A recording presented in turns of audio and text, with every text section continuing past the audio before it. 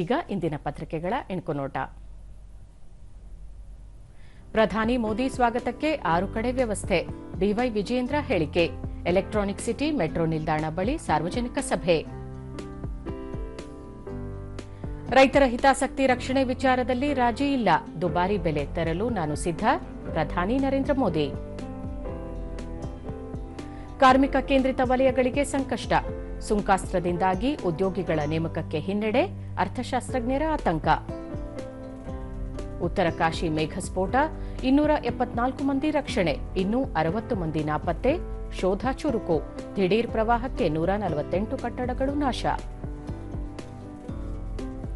ಮಾನವ ವನ್ಯಜೀವಿ ಸಂಘರ್ಷ ತಡೆಗೆ ಜನಸಂಪರ್ಕ ಸಭೆ ನಡೆಸಿ. ಅರಣ್ಯ ಅಧಿಕಾರಿಗಳಿಗೆ ಸಚಿವ ಈಶ್ವರ್ ಖಂಡ್ರೆ ಸೂಚನೆ. ಇವು ಇಂದಿನ ಪತ್ರಿಕೆಗಳ ಪ್ರಮುಖ ಸುದ್ದಿ. ಉಳಿದಂತೆ ಗ್ರೇಟರ್ ಬೆಂಗಳೂರು ತಿದ್ದುಪಡಿ ವಿಧೇಯಕಕ್ಕೆ ಸಂಪುಟ ಅಸ್ತು. ನಗರದ 5 ಪ್ರತ್ಯೇಕ ಪಾಲಿಕೆಗಳ ಮತದಾರ ಪಟ್ಟಿ ಪರಿಷ್ಕರಣೆಗೆ ಅವಕಾಶ. ಒಳ ಮೀಸಲು ಚರ್ಚೆಗೆ ವಿಶೇಷ ಸಂಪುಟ ಸಭೆ. ನಾಗಮೋಹನ್ ದಾಸ್ ಆಯೋಗದ ವರದಿ ಮಂಡನೆ.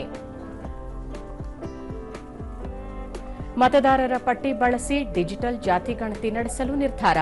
6 ವರ್ಷ ಮೇಲ್ಪಟ್ಟವರ ಆಧಾರ್ ದೃಢೀಕರಣ ಕಡ್ಡಾಯಕ್ಕೆ ತೀರ್ಮಾನ. 624 ಕೋಟಿ ವೆಚ್ಚಕ್ಕೆ ಅನುಮೋದನೆ. ಸಂಪುಟ ಸಭೆಯಲ್ಲಿ ನಿರ್ಧಾರ.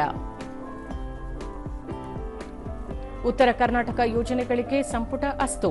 ಬೀದರ್ನಲ್ಲಿ ಕ್ಯಾನ್ಸರ್ ಆಸ್ಪತ್ರೆಗೆ 36 ಕೋಟಿ ರೂಪಾಯಿ. ಕಿತ್ತೂರಿಗೆ 100 ಹಾಸಿಗೆ ಆಸ್ಪತ್ರೆ.